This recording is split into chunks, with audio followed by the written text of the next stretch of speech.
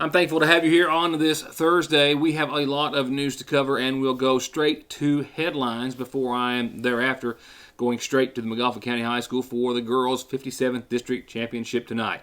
As well, before I leave, we'll be taking a look back at last night's boys' semifinal, of course, between McGoffin and Paintsville. You wouldn't expect anything less from this game that we were entertained by, as one team, of course, will hang it up and one will advance to the championship and the region. But a desk full of other news that we will have to talk about prior to that as well. Some utilities are out and will be for the next several hours, as traffic will as well be shut down for an undetermined amount of time on Route 40. I'll get to that in just a few seconds with an update. I'll also talk with a young couple from Johnson County who had to crawl out a window to escape their apartment before fire possibly got even closer to their apartment, one of many which was affected by either fire or smoke and water damage in Johnson County, a 5-alarm fire that I'll take you to the scene of in just a few moments. Also, I will tell you what I can about a man found here in McGoffin County, here in Sagersville, just yards from the newsroom, stabbed to death last evening. The investigation is ongoing. Authorities aren't releasing much, but I will tell you what they are telling us in just a few seconds, and a host of other news and information. Also making headlines tonight, your Licking Valley RECC Outlook, where you will notice over my shoulder the result of low pressure, giving us some scattered showers, possibly some severe storms as well, as we are watching the radar, and we'll have an update for you in just a few moments, and still talking about some rather chilly, cold air that will blow in behind it. On tomorrow's program, let me say, we will have an update, your state and COVID update for the week. We as well will be talking about the vaccine guidelines expanding to include most everyone, and we'll have a local update on the vaccine and your COVID situation in McGoffin County tomorrow as well. Let's get on with tonight's news. Work began this week, says the Kentucky Transportation Cabinet out of District 10, to replace the bridge or a bridge on Kentucky 1635 as part of the Bridging Kentucky program. The bridge crosses Oakley Creek, and it's about a tenth of a mile from 867. Many of you live there, know where I'm talking about, and very well understand. There's about up to 200 vehicles that use that bridge each and every day. It has a sufficiency rating of 41.1 and a posted weight limit of 15 tons. Traffic will be maintained during construction. Very important. Traffic will be maintained via a temporary crossing. You will be glad to know. But work already underway. The new bridge set to be open by May the 16th. Whenever they can keep or have a temporary way around while they're constructing a new bridge, always makes life much nicer in these circumstances. But definitely a bridge needed replaced regardless.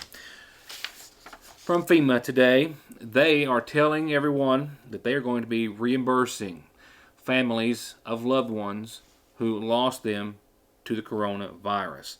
FEMA has about $2 billion for reimbursements set aside, from what I understand, funds for families around the United States for coronavirus-related funeral expenses that took place after January the 20th of last year. The funds actually being diverted or coming from the Coronavirus Response and Relief Supplemental Appropriations Act. They're going to set up an actual program that is designed to work alongside other parts of the government and help individuals, help reach those individuals who may be able to use those services. We'll have more on that as it becomes more established. Sometime shortly before 8 o'clock last night, local police, Sagersville, McGoffin County, and I believe state police as well, responded to the call of a stabbing on Coal Branch, which of course is just behind the newsroom here in the downtown area. That call coming in that a man had been stabbed. Authorities arriving there to find that indeed a man had been stabbed. As I understand, a 41-year-old man found dead on the porch of a Coal Branch residence, that porch attached to a camper where these two men that you are about to see lived. One was found dead while the investigation continues into his death. These are the two men who are said to have shared the residence here in Sagersville. To the left, Jack David Combs. To the right, 41-year-old Jamie Bailey, both found at the residence upon arrival of emergency personnel. However, Bailey was found with a stab wound and pronounced dead at the scene. We got the call from McGoffin County Dispatch that in the Cole Branch community of a possible stabbing. Arrived, the body of Jamie Bailey, age 41, was pronounced dead by the McGoffin County Coroner's Office.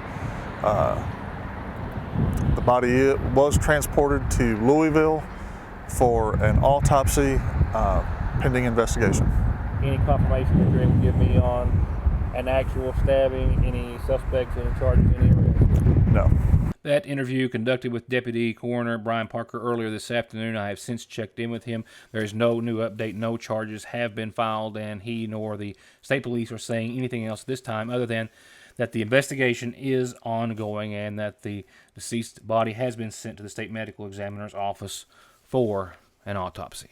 Again, at this moment, the Kentucky State Police and the coroner not referring to this as a homicide investigation, but at this time officially calling it an active death investigation. Other sources that I spoke to today say that they believe it was a single stab wound to the chest and that a kitchen knife was recovered at the scene. I'll be right back. Hey, high school basketball fans, satisfy your crave all week long during the 57th District Tournament here in McGoffin County with our tournament special. Every night from 6 to 10 during the District Tournament, you can get 3 of our all-white juicy breast strips, wedges, and a biscuit and a medium drink for just $4.99. It's the 57th District Tournament Special at your Sayersville Lee's Famous Recipe. There's no missing that this is the new McFarland and Tinker Law Office location on the Mountain Parkway in the former Farm Bureau building in Sayersville, just like there's no denying that their nearly 60 years of legal experience has won their clients millions and millions of dollars in disability, auto accident, and wrongful death cases. It's where your case matters to you and to us. McFarland and Tinker, also Griffey approved.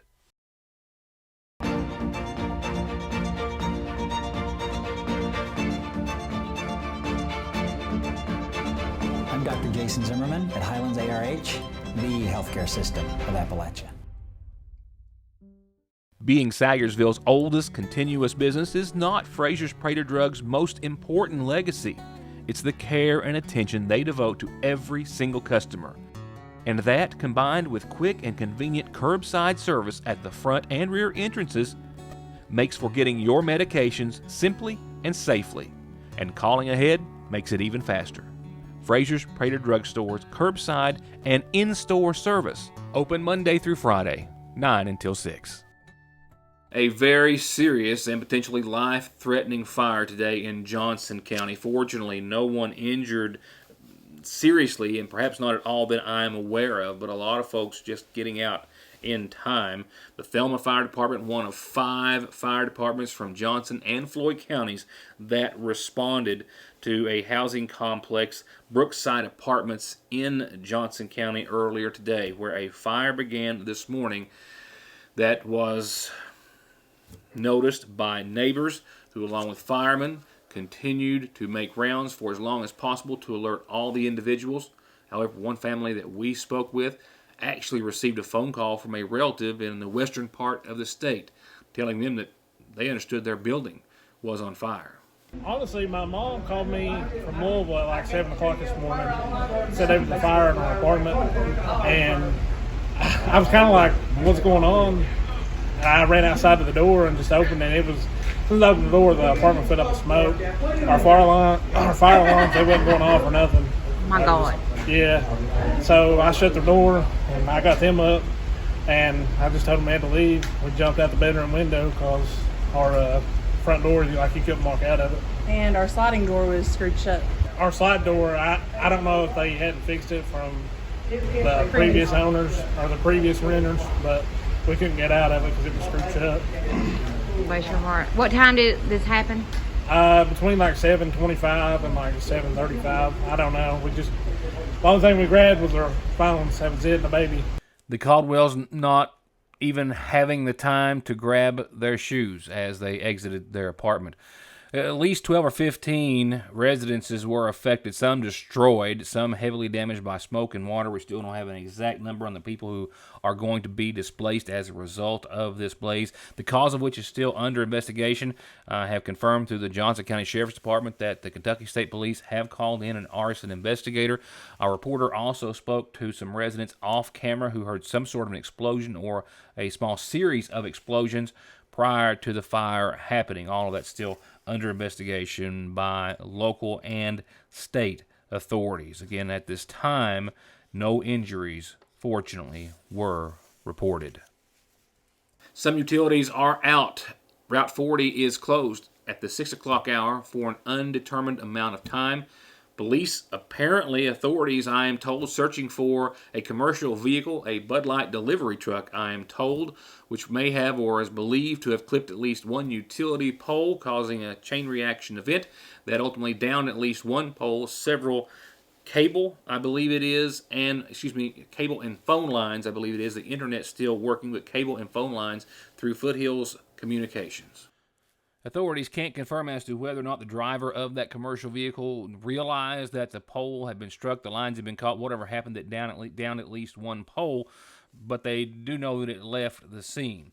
They're still trying to find the driver of that vehicle and that vehicle. One pole was broken down. One was broken on the top. When the third one was affected, and here you can see some of the lines that are down as a result. Traffic was to be shut down on Route 40 for several hours near the Carroll Specialty Store. Again, no other update on a timeline at this time for restoration of those utilities or Route 40 opening. If I get one in the next few moments, I'll have it before the end of the program. Next, a lot happening on tonight's Farm Bureau, Magoffin Farm Bureau, that is, community calendar. North Magoffin Elementary's Site-Based Council is having a special called meeting this coming Monday, the 22nd, at 5 o'clock in the school's library. Everyone is invited to attend. Those meetings open to the public. And glad to see that these things are going to start to get back to normal along with everything else. But a revival coming up at the Head of Coon United Baptist Church on the first Sunday in April. Philip, Howard, Howard, Herschel Wright, all preaching. And they hope that you will join them. I believe it starts, I don't have a time of day, but the first Sunday night in April at the Head of Coon Church for revival. Everyone cordially invited. And the last sign-up for T-ball, softball, and baseball in Magoffin County is this weekend, this Saturday at the Lloyd M. Hall, tomorrow, 5 to 6, tomorrow evening at the Lloyd M. Hall Community Center. No applications accepted after tomorrow. No exceptions, they say. They have to get on to getting ready for season. It's $45 per player. There are discounts for siblings, you'll be glad to know. And if you had a sign-up fee for the 2020 season and did not request a refund, well, it will be applied to this upcoming season. Oh, I can't wait to see these kids get back to playing ball. And don't forget, the Special Olympics of Magoffin County is hosting an organizational meeting for all current athletes and parents this Saturday at noon at the football field here in Magoffin County. They'll have it at DQ if it rains. It's not going to rain. I can go cross that out. And any future athletes or volunteers need to be there as well to get any information about how they're going to proceed with COVID. And you can call Gumby Montgomery, 424-6302 if you have any questions. Remember, every single thing associated with Special Olympics, uniforms, fees, everything, it's all free and covered for any person or young adult who would like to be a part of the program and organization. That's this Saturday. Moving on to funeral service announcements. Brought to you nightly by the Magoffin County Funeral Home. Services for 77-year-old Joyce Ann Hunley McCarty of Sagersville will be held tomorrow beginning at 1. She's survived by son David McCarty, brothers Bobby Joe, Billy Hunley, and sisters Ethel Mae Gibbs and Edna Faye Hunley, and one granddaughter. She was preceded in death by her husband, Rodney David McCarty. Services once again tomorrow at 1 at the Magoffin County Funeral Home. Friends can call on the funeral home at this time up until 9 o'clock for visitation this evening and prior to tomorrow morning's services.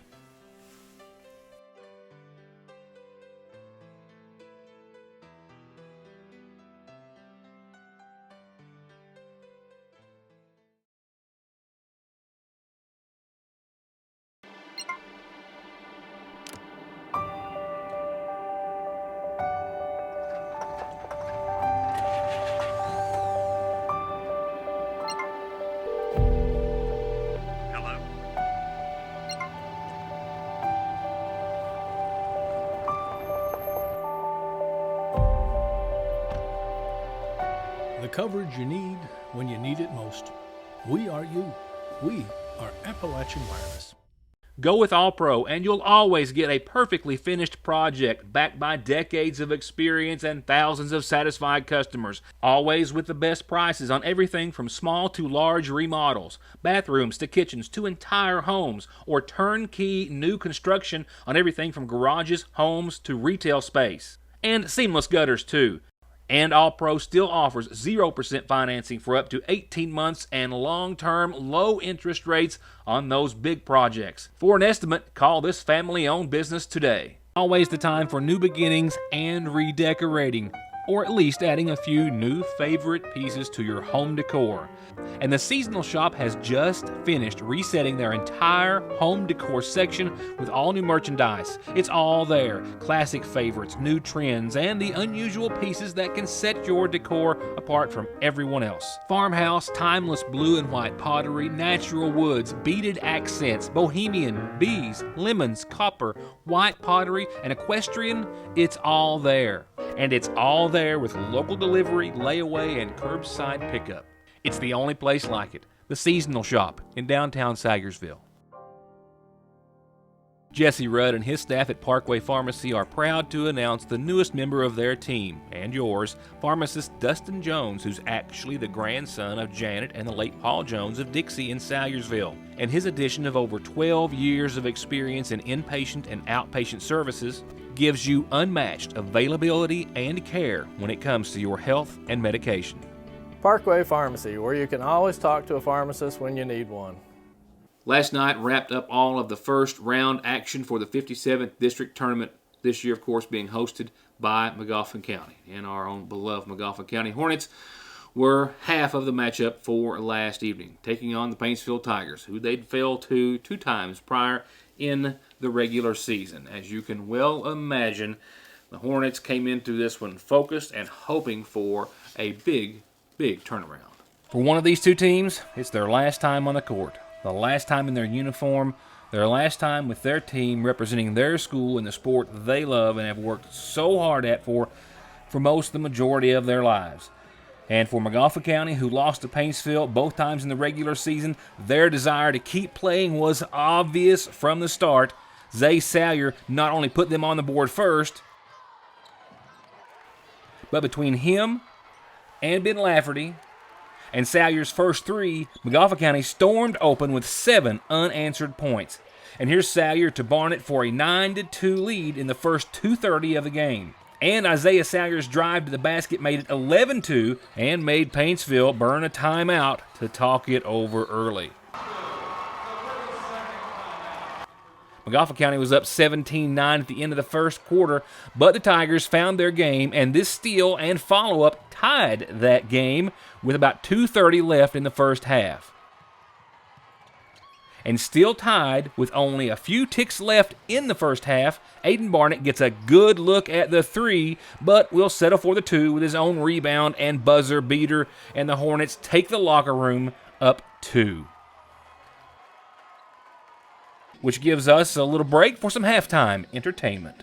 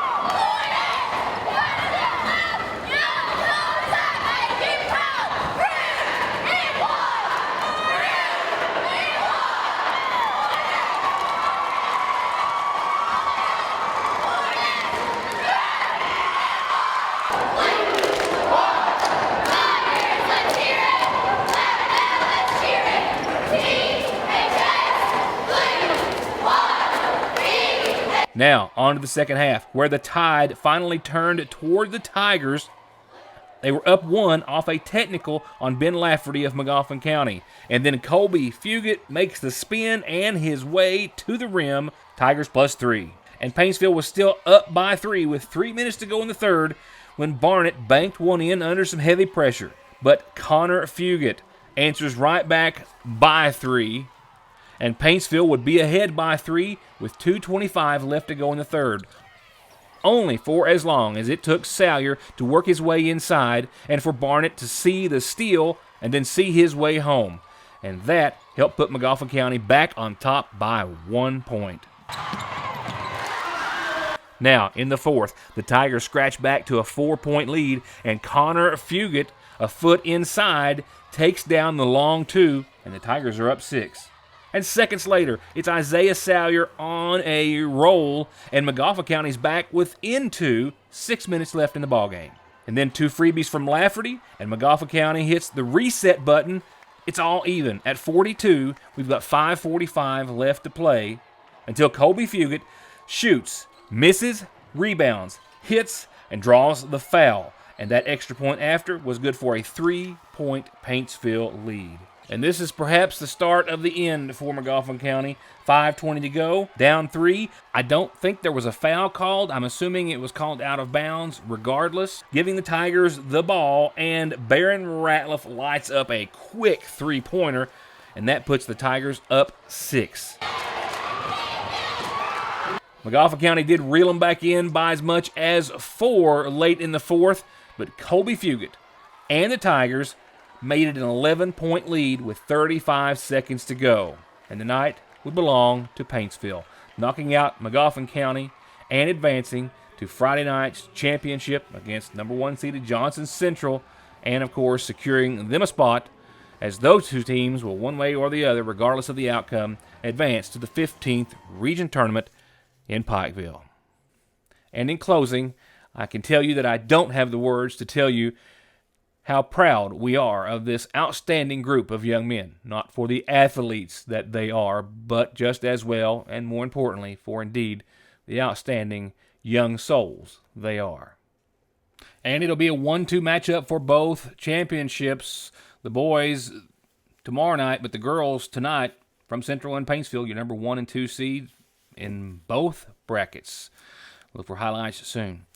Now let's go on and take a look at your local Doppler radar. You've noticed those clouds over my shoulder. Well, that's looking south, and as you can see, the southern part of Magoffin County getting in on what we've not here in the downtown area. Some showers, possibly even some pretty good thunderstorms, the likelihood of which we might see continue throughout the evening. You will certainly need to keep your eye on the weather. We could see some showers and storms. We've seen skies become kind of ominous over the area and then start to lighten up. I hope it stays that way. A low of 37 degrees tonight. 100% chance of showers before it's all said and done, so keep that in mind. Possibly some thunderstorms as well before 2 in the a.m.